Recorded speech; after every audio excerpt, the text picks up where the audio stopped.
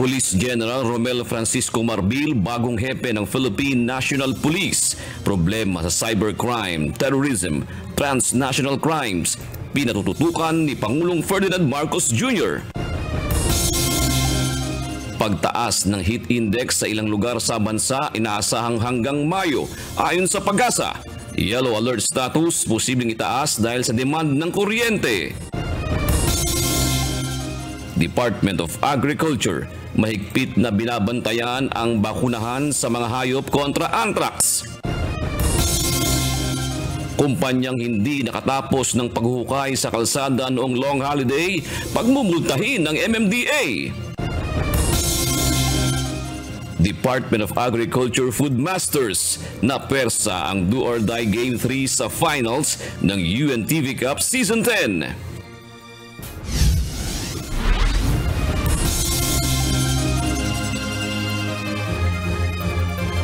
Magandang hapon Pilipinas at sa buong mundo. Una sa ating mga balita. Itinalaga ni Pangulong Ferdinand Marcos Jr. si Police General Romel Francisco Marbil bilang ika-30 pinuno ng pambansang pulisya. Siya ang papalit sa nagretirong si Police General Benjamin Acorda Jr. At sa kanyang unang araw sa tungkulin, nangako si General Marbil ng matatag na bagong Pilipinas. Ito ang balita ni Lea Ilagan. Ang pangarap ko ay pangarap nyo rin. Patatag na ekonomiya, maayos na lipunan at maayos na kapulisan. Yan po ang unang kataga ng sinabi ng ating Presidente during the inauguration. Ang masasabi ko po sa inyong Excellency, Sir, matutupad po. Paglaban sa transnational crime, pakikipag-ugnayan sa komunidad, pagpapataas ng tiwala ng mamamayan sa mga pulis, pagtutok sa kapakanan ng mga pulis at pagsabay sa makabagong teknolohiya. Ito ang ilan sa mga tututukan ng bagong talagang pinuno ng pambansang pulisya na si PNP Chief Police General Romel Francisco Marbil. Sa change of command ceremony sa Campo Crame, ipinangako ni General Marbil sa Pangulo at sa komunidad na walang sawang magtatrabaho ang mga pulis para sa pagsusulong ng bagong Pilipinas. Mahusay, matatag at maaasahan na kapulisan. This is our promise and commitment to our country as we undertake the internal and external changes necessary to improve our services to you. Expect that your PNP will do its best to safeguard the community it serves because we understand how safety, peace and order are intrinsically connected to economic growth and progress. Bago maitalaga bilang ika-30 PNP Chief, si Marbil ay naging direktor ng PNP Comptrollership, nagsilbi ring direktor ng Police Regional Office 8 at naging direktor ng PNP Highway Patrol Group. Si General Marbil ay mista ni General Benjamin Acorda Jr. mula sa PMA Sambisi Class of 1991 at nakatakdang magretiro sa February 2025. Dito sa bagong Pilipinas, isa lang ang gusto ng pulis, ligtas ka. Samantala, emosyonal naman sa tuwa ang pamilya ni General Acorda sa kanyang retirement dahil matapos ang 37 taon sa serbisyo ay full-time na nila makakapiling ang dating Chief PNP. Now, after 37 years, 1 month, and 14 days of faithful police service, and upon your retirement day, it is now time to retire your badge. You may now detach your badge. Welcome home, Papa.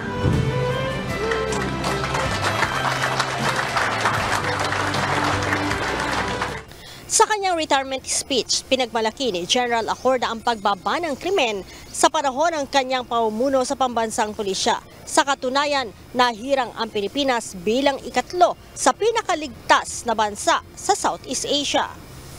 Ipinagmalaki din ito ang magandang imahe ng organisasyon at nagpasalamat sa mga opisyal at tauhan ng PNP sa suporta sa kanyang pamumuno. Sir, if I fell short of your expectations, I will take full responsibility. But I say, I did my best. If I happen to exceed your expectation, I humbly attribute our achievements to the men and women of the PNP, from the command group down to the policemen in the streets, as well as to our non-uniformed personnel, especially to the families of those who selflessly sacrificed their lives just to fulfill your marching order, that is, to make our presence felt on the streets, make the community safer, and to defend our democratic institutions, our cherished ideals. Nauna nang sinabi ni General Acorda na handa pa rin siyang tumulong sa Marcos administration kung sakaling bibigyan siya ng pwesto sa gobyerno. Leia Ilagan, UNTV, News and Rescue. Diyos ang aming sandigan, serbisyo publiko ang aming pinahahalagahan. Kinilala ni Pangulong Ferdinand Marcos Jr. ang naging kontribusyon ng nagretirong hepe ng Philippine National Police na si Police General Benjamin Acorda Jr. May hamon naman si Pangulong Marcos sa bagong PNP Chief na si Police Major General Romel Francisco Marbil. Ito ang balita ni Nel Maribuhok. Today, what we witness is not just a change of command, but a pledge to stay the course and to step up work. In the PNP, leadership changes and new assignments are given, but the mission remains to serve and to protect our people. To serve and protect, ito pa rin ang pangunahing mandato ng Pangulo sa Philippine National Police kahit magbago ang pamunuan nito. Sa retirement at change of command ceremony kanina sa Camp Crame, hinimok ni Pangulong Ferdinand Marcos Jr. ang bagong hepe ng PNP na si Police Major General Romel Francisco Marbil na solusyonan ang mga umuusbong na mga banta sa seguridad at kapayapaan ng bansa. Let us now ensure that the PNP will be agents of progressive transformation in the lives of our people by ensuring the safety and well-being of every community in the land. Kaugnay nito, pinayuhan ng Pangulo ang pambansang pulisya na manatiling mapagbantay sa gitna ng mga kinakaharap na hamon habang pinabubuti ang lagay ng Pilipinas kung saan ang lahat ay maaaring mabuhay ng payapa. With Police General Marbil as our 30th PNP Chief, I enjoin everyone to face the coming days with even greater fervor, determination, and optimism to achieve our goals and aspirations for the nation. Let us remain vigilant in the face of challenges and opportunities as we strive to build a bagong Pilipinas where everyone can thrive and live in peace. Pinuri naman ni Pangulong Marcos ang naging serbisyo ni retired PNP Chief Benjamin Acorda Jr. na sa ilalim ng pamumuno nito ay napalakas ang information technology at community relations. Dagdag pa ni Pangulong Marcos, naiakyat din nito ang PNP bilang third highest performing government agency sa 2023 na may 76% trust rating base sa Okta Research. The best parting token that we can offer him is the pledge to exceed what he has done during his watch and to continue the good work that he has begun. I am sure nothing will make General Benji Acorda happier than seeing the organization he loves so much able to undo all the previous achievements of the PNP. So for all these and more, I congratulate and salute General Acorda for a job well done. Nel Maribuhok, UNTV News and Rescue. Diyos ang aming sandigan, serbisyo publiko ang aming pinahalagahan. Tila may agam-agam si Senator Amy Marcos sa inilabas sa kautusan ni Pangulong Ferdinand Marcos Jr. kaugnay ng pagpapalakas ng seguridad sa West Philippine Sea. Samantala, isang resolusyon naman ang inihain sa Senado na mariing kumukondena sa patuloy na panghaharas ng China sa WPS. Ito ang balita ni Hardin Delgado. Mismong ang presidential sister na si Senator Amy Marcos ang nagpahayag ng pangamba sa inilabas na Executive Order 57 ni Pangulong Ferdinand Marcos Jr. na layong palakasin ang seguridad sa West Philippine Sea. Partikular na tinukoy ng senadora ang Section 7 na nag-ootorisa sa National Maritime Center na tumanggap ng mga donasyon, kontribusyon o regalo mula sa domestic at foreign sources na naaayon sa batas at regulasyon para sa pagtupad sa kanilang mandato. Para kay Senator Marcos na chairperson ng Senate Committee on Foreign Relations, maaaring magamit ito sa panghihimasok ng mga dayuhan sa issue ng West Philippine Sea. Dagdag ng senadora, solusyon para sa kapayapaan ng kailangan mula sa mga bansang nagsasabing tunay silang kaalyado ng Pilipinas para mapigilan ng panibagong sigalot. Giit pa ni Senator Marcos, dapat manaigang kalmadong pag-iisip, mahinahong pananalita at kalkuladong mga desisyon sa pagtugon sa issue. At nagsisimulaan niya ito sa maayos na pakikipag-usap sa China at iba pang claimant countries sa West Philippine Sea. Payo ng presidential sister, huwag magpadalos-dalos at basag ulo para maprotektahan ang kapakanan ng mga Pilipino. Si Senate Majority Leader Joel Villanueva naghain naman ng resolusyon na nagpapahayag ng mariing pagkondena ng Senado sa patuloy na agresyon, pangaharas at delikadong aksyon ng China Coast Guard at Chinese Maritime Militia sa West Philippine Sea. Nakasaad sa resolusyon na bagaman suportado ng Senado ang direktiba ni Pangulong Marcos Jr. na tumugon kontra sa patuloy na agresyon ng China sa West Philippine Sea, hinihimok pa rin ito ang ilang ahensya ng gobyerno na gawin ang lahat ng legal at diplomatikong pamamaraan para mahinto na ang agresyon ng China sa West Philippine Sea at mapanatili ang kapayapaan sa rehiyon. Si Senate Deputy Minority Leader Rizzo Hontiveros hindi naman na nagulat sa umano'y gentleman's agreement ni dating Pangulong Rodrigo Duterte sa China kaugnay ng BRP Sierra Madre sa Ayungin Shoal. Para sa senadora, kilala naman ng dating Pangulo na inuuna umano ang relasyon sa China kaysa sa national interest ng Pilipinas na naging malinaw niya sa ilalim ng kanyang panunungkulan. Hindi rin naman umano binigyan ng nararapat na pagkilala ni Duterte ang 2016 arbitral ruling, kaya hindi na umano katakataka kung anong kasunduan ang pinasok nito. Wala naman anya sa posisyon si Senator Jinggoy Estrada para questionin ang sinasabing kasunduan ni Duterte at China. Pero tiwala itong dumaan sa masusing proseso ang desisyon kaugnay sa issue. Muli rin itong pinabulaanan na ang kanyang ama na si dating Pangulong Joseph Erap Estrada ang nangako sa China na tanggalin ang BRP Sierra Madre sa Ayungin Shoal. Horlene Delgado, UNTV News and Rescue. Diyos ang aming sandigan, serbisyo publiko ang aming pinahahalagahan. Posibleng umabot sa danger level ang mararamdamang heat index bukas sa bayan ng Apari, Cagayan. Base sa forecast ng Pag-asa, posibleng pumalo sa 44 degrees Celsius ang heat index sa bayan ng Apari, habang meron pang 7 mga lugar sa bansa ang maaari ring makaranas ng danger level ng heat index bukas. Kabilang narito ang Puerto Princesa City at Aborlan sa Palawan. Gayon din ang Rojas City, Iloilo City at Dumangas sa Iloilo, La Carlota sa Negros Oriental at Catarman sa Northern Samar na posibleng pumalo sa 42 degrees Celsius. Samantala, maaari namang umabot sa extreme caution level ang heat index sa Science Garden sa Quezon City na abot sa 39 degrees Celsius at 37 degrees naman sa Naiya, Pasay City. Plano ng Iloilo City Government na palawigin pa ang pagpapatupad ng suspensyon ng face-to-face classes sa lungsod-bunsod ng nararanasang matinding init ng panahon.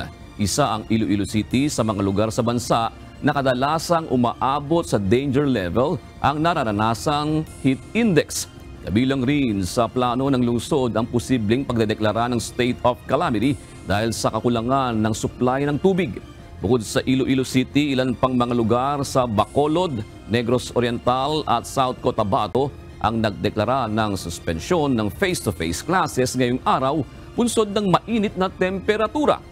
Nilinaw naman ng Department of Education na magpapatuloy ang klase ng mga estudyante sa mga nabanggit na lugar sa pamamagitan ng alternative delivery mode. Sisimulan ng imbestigahan ng Senado ngayong linggo ang kontrobersyal na Chocolate Hills Resort. Pangungunahan ito ng Senate Committees on Environment and Natural Resources at Local Government. Bukod sa pagtatayo ng resort sa bahagi ng Chocolate Hills, itinuturing na National Monument, iimbestigahan din ang umano'y illegal na resort development sa Mount Apo National Reserve. Isasagawa ang pagdinig sa Miyerkules, April 3. Pinuna ni House Deputy Majority Leader at Iloilo 1st District Representative Janet Garin ang questionnaire o listahan ng mga tanong ng Pulse Asia kaugnay ng charter change o panukalang amyendahan ang 1987 Philippine Constitution. Git naman ng presidente ng poll body, hindi sila magiging bahagi ng anumang black propaganda. Ito ang balita ni Rosa Licos. Naging chop suey siya. Bakit? Ang tinatanong doon, ang pinag-uusapan kasi is chacha, economic chacha ngayon. Pero ang nakasaad doon ay yung mga proposal ng previous administration na kinumbine sa proposal nitong current administration. Kinilala ni House Deputy Majority Leader Iloilo 1st District Representative Janet Garin na respetadong polling body ang Pulse Asia Survey Incorporated. Gayunman, kunestyon nito ang listahan ng mga tanong ng Pulse Asia kamakailan kaugnay ng charter change. Anya, hindi dapat pinagsama-sama ang mga panukalang nais-amyendahan sa saligang batas noon at ngayon. Kabilang sa mga tinanong ang 10 panukalang pag-amyenda sa saligang batas gaya ng pagbabago sa presidential system ng pamahalaan sa parliamentary, gayon din ang pagbabago sa kasalukuyang unitary system of government sa isang federal system. Isa rin sa naitanong ang pagpapalawig sa termino ng national and local elective officials at iba pa. Bukod pa rito, hindi na rin dapat anyang tinanong ang 75% ng mga kababayan na may kakaunti o walang nalalaman tungkol sa 1987 Constitution. The survey should have focused the questions on those who have knowledge. Maganda siguro na baguhin ng Pulse Asia na ang dapat nilang tanungin ay yung nakakaintindi lang sa konstitusyon. Ayon kay Ronald Holmes, 20 taon na nilang itinatanong ang survey questions upang matukoy ang lawak ng kaalaman ng mga Pilipino sa saligang batas, mga inisyatibo upang amyendahan ito at kung sang-ayon ba sila o hindi. Gayun din kung ano ang opinyon nila sa kasalukuyan at nakalipas na proposed amendments. Sinabi ni Holmes na bilang isang organisasyon ng mga academic, hindi naging parte o hindi magiging bahagi ng anumang black propaganda ang Pulse Asia. Mayorya ng mga Pilipino o katumbas ng 88% ang hindi sang-ayong maamyendahan ng 1987 Philippine Constitution ngayon ayon sa Pulse Asia Survey. Lumabas ang resulta sa pamamagitan ng pagtatanong sa 1,200 adults sa buong bansa mula March 6 to 10, 2024. Sakto naman ang paglalabas ng survey, isang linggo matapos aprobahan ng House of Representatives ang Resolution of both Houses No. 7 o ang Economic Chacha version ng Kamara. Mas mataas ito kung ikukumpara sa March 2023 Pulse Asia Survey kung saan 45% lang ang hindi sang-ayon sa Chacha. Samantala, karamihan din ng mga kababayan, kakaunti o walang alam tungkol sa ligang batas batay sa March 2024 survey.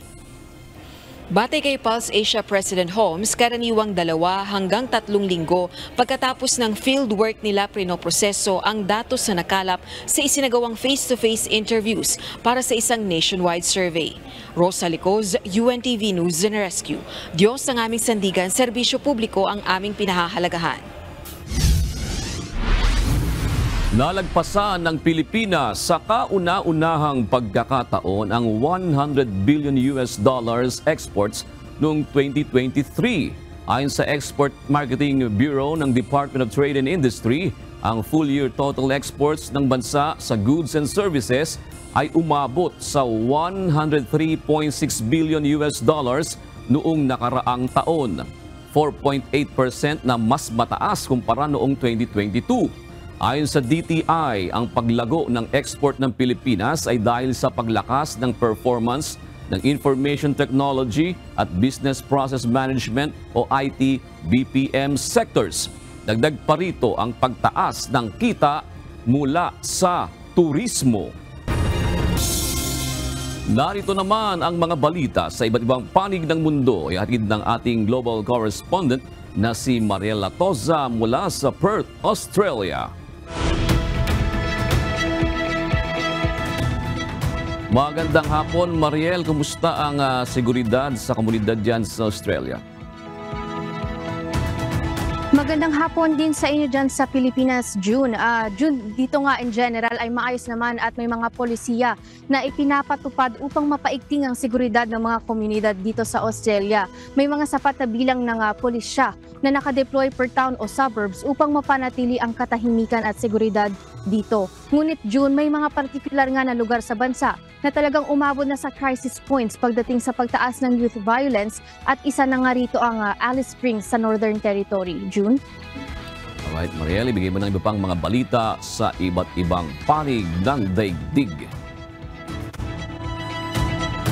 Nagpatupad ng curfew ang Australian towns ng Alice Springs kasunod ng mga nangyayaring karahasan kamakailan. Sakop ng 2 linggong regulasyon ang mga edad 18 pababa. Ang curfew ay mula alas 6 ng gabi hanggang alas 6 ng umaga sa Central Business District. Magde-deploy rin ng Alice Springs ng karagdagang 58 police officers upang pigilan ang krimen at antisocial behavior. 8 bangkay ng Chinese nationals ang natagpuan sa beach ng Oaxaca, Mexico matapos lumubog ang sinasakyan nilang bangka. Ang lugar kung saan nakita ang mga ito ay ginagamit o dinaraanang ruta ng mga illegal migrants na nagtatangkang pumasok sa Estados Unidos. Sinasabing may isang nakaligtas sa aksidente. Iniimbestigahan na ng mga otoridad ang sanhi ng aksidente at nakipag-ugnayan na ang Mexico sa Chinese Embassy para ma-identify ang mga biktima. Ipinag-utos na ng Peru Prosecutor's Office ang pagpipresenta sa korte ng lahat ng Rolex watches na pagmamay-ari ni Peru President Dina Boluarte. Ito ay kasunod ng isinasagawang raid sa kanyang bahay at opisina bilang bahagi ng isinasagawang investigasyon kaugnay sa kasong korupsyon na kinakaharap nito. Si Boluarte ay iniimbestigahan dahil sa umano'y iligal na yaman at hindi pagdedeklara ng kanyang luxury watches na nakitang isinusuot nito mula pa ng kanyang pagkaupo sa presidente noong 2022.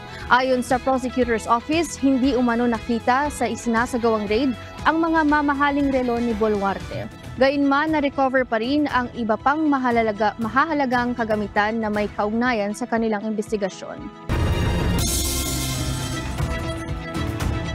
Muling nakita ng publiko si King Charles III kahapon matapos ang mahabang panahon. Magiliw na nakipagkamay ito sa mga taong naghihintay sa labas ng St. George's Chapel kasama ang asawang si Queen Camilla. Ito ang kauna-unahang major public appearance ng hari mula nang ma-diagnose ng cancer. Patuloy na ginagampanan ni King Charles ang kanyang trabaho habang sumasailalim sa treatment. At yan ang mga balita mula sa iba't ibang panig ng mundo. Mula rito sa Australia, ako si Mariel Latoza. Magandang gabi. Pagmumultahin ng MMDA at posibleng iban sa kontrata ang 2 private company dahil sa pag-iiwan ng mga hinukay na kalsada na nagdulot ng matinding traffic sa mga motorista. Ito ang balita ni JP Nunez. Kaninang umaga talaga yung sobrang heavy ng volume kasi alam naman natin yung influx ng galing probinsya. Matinding traffic sa EDSA ang sumalubong sa mga commuter at motorista kaninang umaga. Ayon sa Metropolitan Manila Development Authority o MMDA, ang dahilan nito ay ang mga hindi natapos na paghuhukay sa kalsada na isinagawa noong long weekend. Pinayagan ng MMDA ang mas malawak na road digging sa Metro Manila upang samantalahin na kakaunti ang dumadaan sa kalsada. Pero dapat matapos ang mga proyekto hanggang alas 5 lamang ng umaga ng April 1 at dapat ay madadaanan na muli ng mga motorista. Ayon sa MMDA, may 2 kontraktor ang hindi nakasunod sa usapan kaya may naiwang nasa 20 mga hukay ang hindi natabunan sa kahabaan ng EDSA. Ang mga kontraktor na ito ay ang HGC Global Communications Incorporated at Arlink Corporation na naghukay para sa fiber optic laying para sa isang malaking telecommunications company. Ipe-penalize po natin sila ng kada hukay ng 50,000 pesos per day. May kasama pa pong ibang violations yan tulad noong kawalan ng mga traffic marshals and other violations. Dagdag pa ni MMDA Acting Chairman Attorney Don Artes, hindi na muna nila bibigyan ng permit ang nasabing mga kontraktor. May application po uli ang HGC na nakapending for phase 2. Kadugsong po nito, pinadidinay ko na po. At pinag-aaralan po namin na iban itong mga kumpanyang ito. Ayon sa MMDA, nakausap na rin nila kanina ang mga kumpanya at nahingan ng paliwanag. Pero hindi ito katanggap-tanggap dahil sa perwisyong idinulot sa mga motorista. I'm pretty sure alam nila yan na hindi nila kayang tapusin. So, in effect, parang sinadya eh. Sadya na alam nila hindi kayang tapusin and yet binakbak nila ng binakbak. Ayon sa MMDA, ang DPWH na ang tatapos sa naiwang mga hukay ng mga kontraktor. Maaari nilang tumagal ito ng ilan pang mga araw dahil sa gagawing pagpapatuyo ng semento. Kaya asahan na ng mga motorista na maaaring mabigat pa rin ang trapiko sa EDSA hanggang sa mga susunod na araw. JP Nunez, UNTV, News and Rescue. Diyos ang aming sandigan, serbisyo publiko ang aming pinahahalagahan. Tulong muna bago balita. Paulit-ulit na ang naitatalang aksidente sa motorsiklo sa sirang kalsada sa Apalit, Pampanga. Nitong Sabado at Linggo, 2 motorsiklo ulit ang sumemplang sa lugar. Agad namang nasaklolohan ng UNTV News and Rescue Team ang mga sugatan. Ito ang balita ni Leslie Widem. Kasugatan, natuod lang yung tuod mo. Dito na kayo naman sa akin, dito kayo naman sa akin. Saan po kayo galing? Galing na po ang Pangasinan. Nagkukumpulan sa gilid ng madilim na kalsada ang grupo ng mga rider ng madatna ng UNTV News and Rescue Team sa kahabaan ng MacArthur Highway, Barangay Sampaloc, Apalit, Pampanga, mag-aalas 12 na ng madaling araw nitong Linggo, March 31.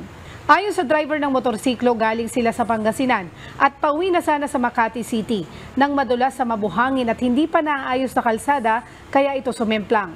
Kinilala ang mga biktima na si Rogelio Domingo Jr., 31 years old at Christine Joy Reyes, 27 years old, parehong taga Makati City na pawang nagtamo ng gasgas sa kaliwang paa at kamay. Kaagad namang inassess at nilapatan ng first aid ng UNTV News and Rescue Team ang mga biktima at matapos malapatan ng pangunang lunas ay tumanggi na ang mga ito na magpadala pa sa ospital.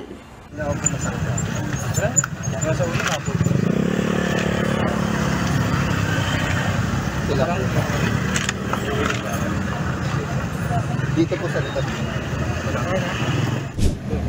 Dito sir, masakit. Dito. Kapain ko likod nyo ha.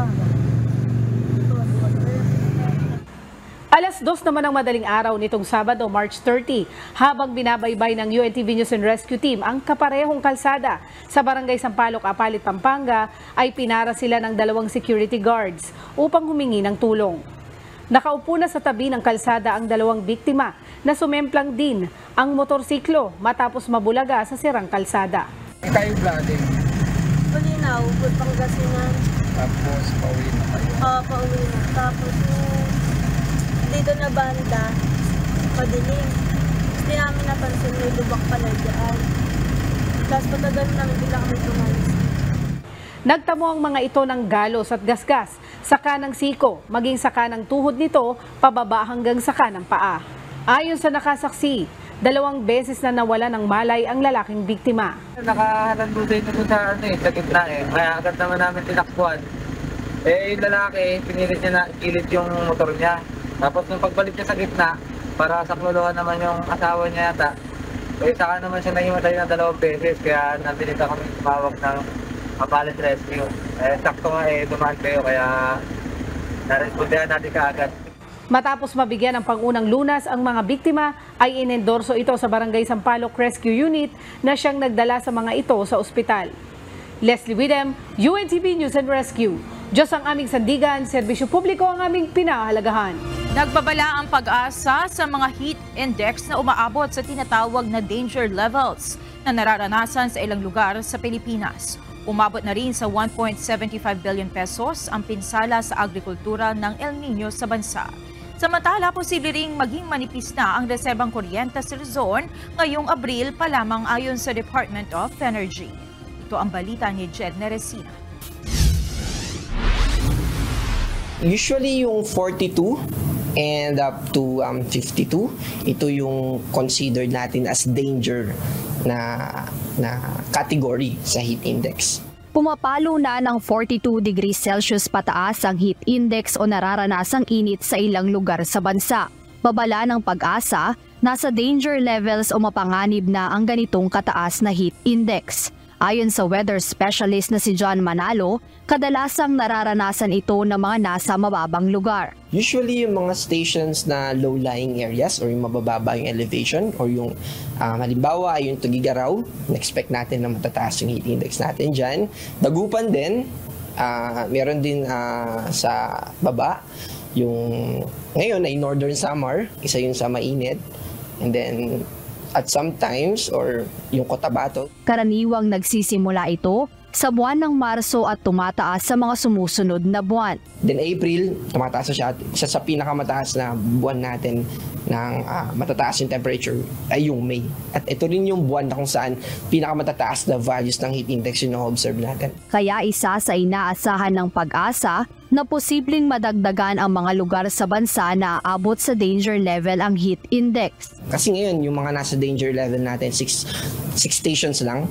So ina-expect natin towards May or sa mga susunod pang mga araw ay may mga dagdag na magiging danger din yung category na na-observe dun sa mga stations na yun, especially or most likely as we approach the month of May. Kaugnay ng nararamdamang init ng panahon ay ang epekto ng El Nino lalo na sa agrikultura. Dahil inabutan tayo ng Holy Week, no? The information I have is as of March 25, nasa 1.75 billion pa rin ang pinsala sa agrikultura.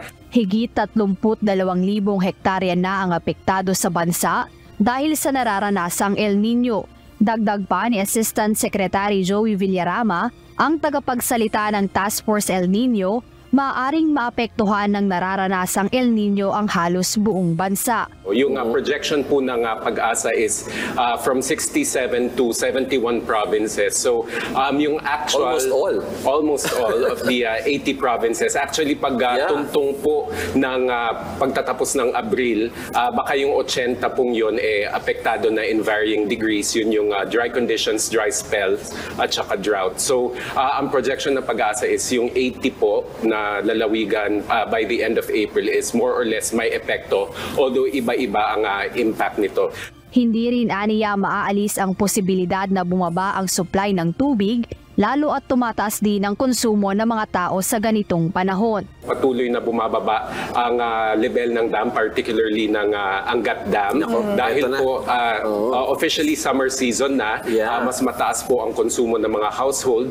Ginagamit din po ang tubig para sa irigasyon. Ngunit tiniyak ng pamahalaan na may backup na pagkukunan ng tubig kung saan may standby deep wells na nakakalat sa Metro Manila at kalapit na lalawigan ng Rizal. Kasabay ng pagtaas ng konsumo sa tubig ay ang pagtaas ng konsumo sa kuryente ng mga mamamayan. Kaya maaaring mapaaga ang pagnipis ng reserbang supply ng kuryente sa Luzon at pagkakaroon ng yellow alert status ng Luzon Grid ayon sa Department of Energy o DOE. Kung sukdulan pong marating natin ng mas maaga, yung pong tinatawag nga nating peak demand. Dahil po inaasahan natin ito sa huling parte pa ng Mayo o sa umpisa ng Hunyo. Kung mangyari na po ito ngayong Abril at may kakulangan po tayo ng supply ng kuryente, maaari nga pong magkaroon ng yellow alert. Samantala, sa Visayas at Mindanao ay mayroon pang nasa 200 to 500 megawatts para maabot ang estimated peak demand ngayong taon. Pero sa kasalukuyan po, sa aming po mga monitoring and assessment, wala pa po tayong nakikitang kakulangan sa supply ng kuryente. At yung pong ating demand ay hindi pa po umaakyat doon sa ating projected peak demand po ngayong taon na to. Sa patuloy na init na nararamdaman sa iba't ibang bahagi ng bansa, ay tuloy-tuloy na nagpapaalala ang pamahalaan sa publiko na mag-ingat upang makaiwas sa anumang sakit kaugnay ng mainit na panahon. Mahalaga ang kamalayan at mga alternatibong paraan para maibsan ang init na nararamdaman gaya ng pag-inom o pagsusuot ng proteksyon laban sa init. Jed Neresina, UNTV News and Rescue. Diyos ang aming sandigan, serbisyo publiko ang aming pinahahalagahan. Matapos na maiulat ang outbreak ng anthrax sa bansang Laos, tiniyak ngayon ng Department of Agriculture, Bureau of Animal Industry na mahigpit nilang minomonitor ang pagbabakuna sa mga hayop upang mapigilan ang posibleng pagpasok sa Pilipinas ng sakit na anthrax. Base sa mga report, may ilang mga alagang hayop sa Laos ang nasawi bunsod ng anthrax, habang may ilang mga tao rin umano ang nahawa ng sakit. Ito ang balita ni Harry Ilagan. Wala dapat ipangambahan dahil nga handa ang Department of Agriculture. Hindi naman natutulog eh. Meron tayong mga bakuna doon at very active ang Bureau of Animal Industry. Tiniyak ngayon ng Department of Agriculture, Bureau of Animal Industry na may mga nakahandang bakuna ang bansa upang mapigilan ang posibleng pagkalat ng anthrax. Ang anthrax ay isang uri ng seryosong sakit na dulot ng bakterya na kadalasang tinatamaan ang mga alagang hayop na kumakain ng damo o yung mga karaniwang pinapastol. Ayon sa DA-BAI, mahigpit nilang minomonitor ang libreng bakunahan sa mga livestock animals upang maiwasan ang posibleng banta nito. Nauna nang lumabas sa ilang mga report na nagdeklara ng anthrax outbreak ang bansang Laos, kung saan sinasabing namatay ang ilang mga alagang hayop dahil sa sakit. Sinasabi rin sa mga ulat na may ilang umanong mga tao doon ang hinihilalang nahawa nito. Pinapayuhan ng mga ng DA-BAI ang mga magsasaka na agad i-report at kumonsulta sa mga veterinaryo sakaling makitaan ng sintomas ng anthrax ang kanilang mga alagang hayop. Ilan sa mga sintomas nito ang pagiging matamlay, pagkakaroon ng lagnat, panginginig at hirap sa paghinga ng mga hayop. Our government gives free test on this. And actually, even the anthrax vaccine is given free by the government. Lahat ito subsidized by the Department of Agriculture. Muli namang nagpaalala ang Bureau of Animal Industry sa ating mga kababayan na maging maingat at huwag kainin ang anumang hayop na maaring infected ng sakit. Base sa pag-aaral ng World Health Organization, maaaring maipasa sa tao ang anthrax sa pamamagitan ng pagkakaroon ng kontak o pagkain ng mga hayop na kontaminado ng sakit. Huwag nilang kakatayin yun. Dahil nga, as I said, zoonotic, pwedeng ilipat sa tao. Tumawag sa veterinaryo at ma-check ng gusto. Kasi mahirap naman na hindi lang kumain yung baka, anthrax na kagad. Kailangan ng scientific and science-based analysis. Nilinaw naman ng mga eksperto na hindi na iahawa ang anthrax sa pamamagitan ng human-to-human transmission. Harry Ilagan, UNTV, News and Rescue, Diyos ang aming sandigan, serbisyo publiko ang aming pinahalagahan. Naaresto ng mga otoridad ang 4 na Chinese nationals sa Palawan na pinaniniwalaang nasa likod ng paglaganap ng mga iligal na dokumento. Ito ang balita ni Dante Amento live. Dante, ano ba itong mga dokumentong ito na ipinalalaganap ng mga Chinese national na ito? At sino-sino ba yung mga kliyente o parokyanin nito? Magandang gabi, John. Halimbawa dyan ay mayroong sinasabi ang Bureau of Immigration na nang mahuli itong 4 ay nakunan din sila ng driver's license, mga birth certificate at postal ID. At ito, John, original itong mga nakumpiska sa kanilang mga government-issued ID. At kaugnay nga niyan ay sa ngayon nakakulong na sila sa pasilidad ng Bureau of Immigration sa Bikutan, Taguig at naharap sa kasong paglabag sa Philippine Immigration Act. At ang itong mga 4 na dayuhan, nahuli sila sa pinagsanib na puwersa ng Bureau of Immigration, Armed Forces of the Philippines at ng National Intelligence Coordinating Agency o NICA dyan sa Palawan. Kinilala ang mga ito na sina Wang Tao, Li Xiaoming, Go Shiyang at Liu Shiyang alias Ken Garcia Lee na pinaniniwala ang leader nitong grupo o sindikato. Ayon sa immigration, sila yung nasa likod ng paglaganap nga ng mga orihinal na mga dokumento at ID na inisyu ng pamahalaan ng Pilipinas tulad ng driver's license, birth certificate, postal ID at iba pa. Nakumpiska ang mga nabanggit na dokumento at mga ID nang sila ay maaresto. Ito pong apat na ito ay nakita po na may involvement doon po sa proliferation ng mga Philippine documents na kumakalat na nakakakuha yung ilang mga foreign nationals despite not being Filipino. Tinuturing po natin ang mga big fish ito doon sa sindikato na nag-i-issue or nagbebenta ng mga Philippine documents sa mga foreigners. Noong nakaraang taon, naging mainit nga June itong issue matapos ma-question na maraming nahuling dayuhan na mayroong Philippine-issued documents at IDs. Dagdag pa ng BI o dagdag pa ni BI spokesperson Dana Sandoval, maaring may kasamahan pa ang mga ito dito sa Pilipinas. Kaya patuloy na pinag-iingat ang publiko at pinayuhan na i-report kaagad kapag may nag-aalok o nag-ooperate ng ganitong scheme o modus sa kanilang lugar. Meron pong mga dokumento na nagsasabi na nagbebenta sila or meron silang mga negosyo pretending to be Filipino. So in the community, ang alam po sa kanila ay sila po ay Filipino. At yun din po ang pakilala nila doon sa kanilang mga transaksyon. But a careful check of their records revealed na sila po ay mga Chinese nationals. Binigyang din pa ng kawanihan, ginagamit ng mga dayuhan ng Philippine documents para maiwasan ang inspeksyon. Maaari silang bumili ng mga ari-arian. Inaasahang i-deport ng pamahalaan ng 4 na dayuhan at magiging blacklisted na sa Pilipinas. Samantala kung mayroon ba silang maaring kasabwat dito sa bansa, ayon pa sa BI, ito yung trabaho ngayon ng ating mga otoridad. At sa tanong mo nga kanina, June, kung sino ba yung mga kliyente itong sinasabing miyembro ng sindikato, ay mga kapwa din nila dayuhan dahil Philippine documents ito, kumbaga parang lalabas, pagpasok nila sa bansa, ay magpakilala silang Pilipino din. Ang sinasabi dito ng immigration ay ang ginagawa nila ay identity theft. Baga, hindi naman sila mga Pilipino, pero nagpakunwari silang mga Pilipino batay doon sa kanilang mga hawak na mga orihinal na mga dokumento o mga ID na inisyu ng ating pamahalaan. Yan mo ng ating update. Balik si June. So Dante, may possibility ba na yung mga tumatangkilik nitong mga dayuhan, mga pugante doon sa bansa nila? Alam mo, June, isa yan sa mga tinitingnan din ng Bureau of Immigration. Kasi maraming pumapasok dito sa Pilipinas. Batay ngayon sa record ng immigration.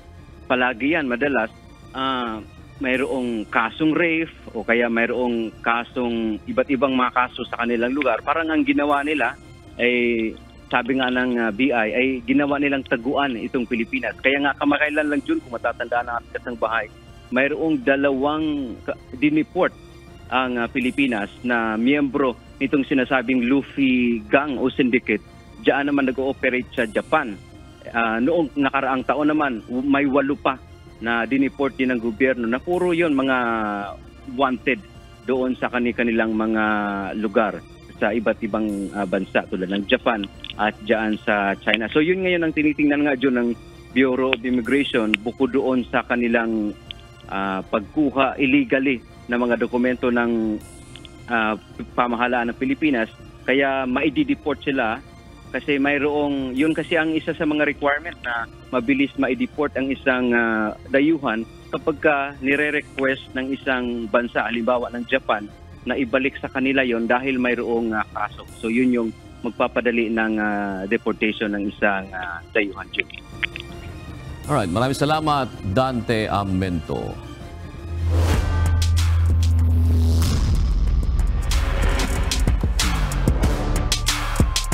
Itabla ng DA Food Masters ang ikalawang game nito sa serye ng Best of 3 Finals kontra sa SSS Kabalikat para sa UNTV Cup Season 10 Finals. Samantala, itinanghal naman bilang season MVP si DA Food Masters player Elijan De Guzman.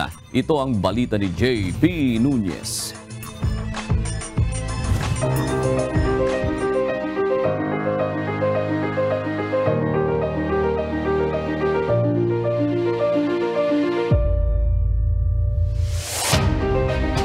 Garbage minutes, final 6 seconds and counting. Hindi pa natatapos ang serye ng laban ng SSS Kabalikat at Department of Agriculture Food Masters sa finals game ng UNTV Cup Season 10. Kagabi, mainit ang naging tagisan ng dalawang koponan sa hardcourt ng PhilSports Arena sa Pasig City. Sa simula pa lang ng laban, unang nakalamang ng 4 na puntos ang DA Food Masters. Nakatabla ang SSS Kabalikat pero nagsunod-sunod ang pagbuslo ng Food Masters hanggang sa umabot ng double digit ang lamang nito. Nagtapos ang first quarter pabor sa DA sa score na 23-11.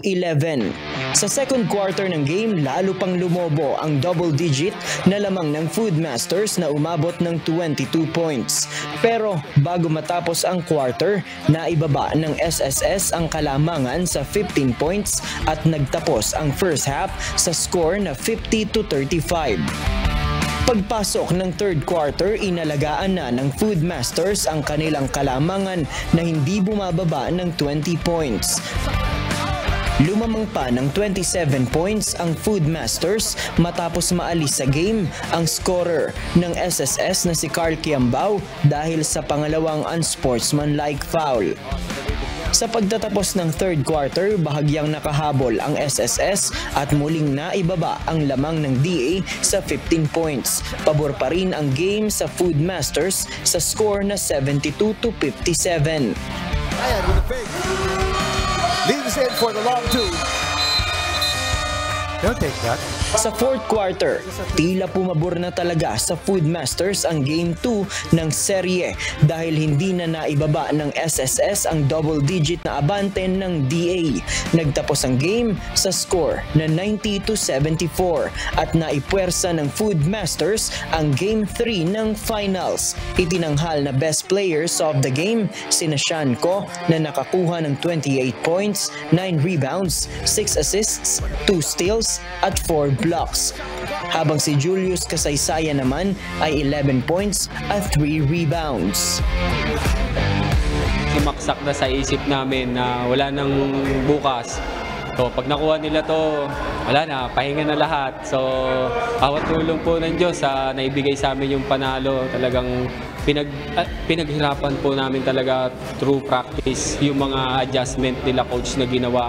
Basic lang, just on an ordinary game, nagkataon lang ng championship talaga. So basically, same lang talaga lahat. Definitely, we'll give everything for Game 3. Thank you Lord kasi talagang binigyan pa kami sa pagkakataon na ma-prove na deserve din kayo mag-champion, lumaban sa championship. Wala namang ganong adjustment. It's so happy na mas maganda lang ang momentum sa amin. Tapos hindi nila ma-counter yung ginagawa namin sa opensa. Aminado naman si SSS Kabalikat coach Ronald Tubid na nagkaroon ng pagkukulang sa ginawang estratehiya sa laban. I told them wala tayong depensa. I think outcoach ako this game. Ayon sa parehong team, ibubuhos nila ang kanilang best effort para makuha ang championship title sa UNTV Cup Season 10. Nanalo kami because of our defense. So wala naman sigurong extra something na dun, hindi dumipensa. So, we need to play defense for us to run. Defense talaga. You go home or you win the game sa amin. So, motivation is very important ngayon sa amin. Kailangan ma-motivate ang players na ito na kami. So, dapat pagbutihan namin sa practice, ma-execute lahat para sa game, magawa lahat. Dahil sa ipinakita ng DA Food Masters, kumpiyansa ang mga taga-suporta nito na sila ang magkakampyon sa Do or Die Game 3. Let's go, DA! Ito talaga yung inaabangan ng DA. Thankful kami na nakarating sila sa finals. Kahit na mahirap yung mga pinagdaanan nila. Nakapit lang, hindi pa tapos yung game, meron pang oras, pero alam namin na aabot sila sa Game 3. Go, DA! Sobrang intense! Grabe! Confident ako, once na nanalo ngayon, makukuha nila yung Game 3. They will make it. They will make it. Go, DA! Hindi naman papayag ang mga taga-suporta ng SSS at naniniwalang muli itong babawi upang hiranging kampyon sa Season 10 ng Liga ng mga Public Servants. Ngayon lang yan for Game 2, pero for Game 3 babawi kami. Yes! Winner kami! We are the champion! Yes, makuha namin sa Game 3! Babawi kami sa susunod na game. Mas nadamihan pa namin yung audience na pupunta dito para manood. Go, go, go! SSS! Kaya natin yan! Kapit lang! Samantala, hinirang naman na most valuable player of the season at scoring champion si Elijan de Guzman ng DA Food Masters.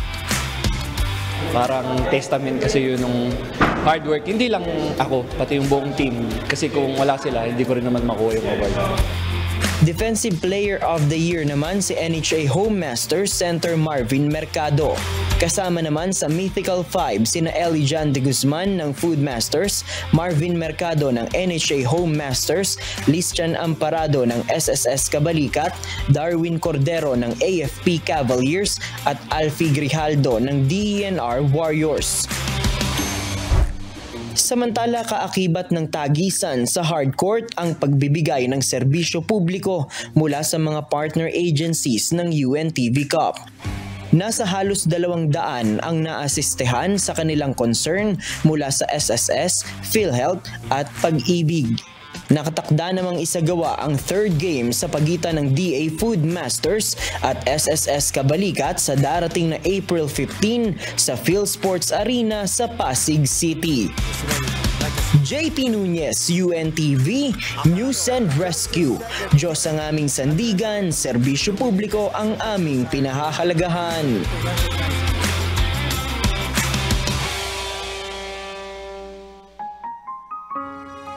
Narito ang salita ng Diyos na ating sandigan mula sa aklat ng Hebreo 11:6 na nagsasabi, "At kung walang pananampalataya, ay hindi maaaring maging kalugod-lugod sa Kanya, sapagkat ang lumalapit sa Diyos ay dapat sumampalatayang may Diyos, at Siya ang tagapagbigay ganti sa mga sa Kanya'y nagsisihanap."